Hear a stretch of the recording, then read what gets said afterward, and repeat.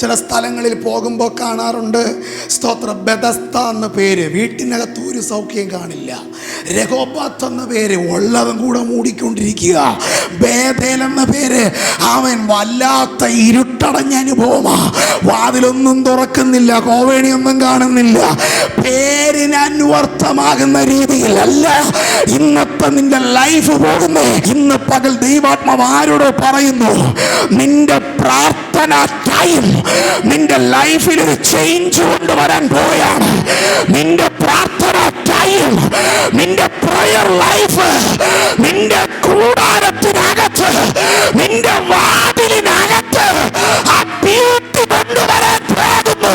ചില ബേർശേബകളകത്ത് സൗഖ്യങ്ങൾ നടക്കാൻ പോകുന്നു. ചില ബേഥേലിനകത്ത് ഇരുട്ടുകൾ മാറി വാതിലുകൾ തുറക്കാൻ പോകുന്നു. ദൂതന്മാർ ഇറങ്ങാൻ പോകുന്നു. ചില രഹോബാത്തുമാരുടെ ഉള്ളിൽ ചില സുന്ദരമെന്ന്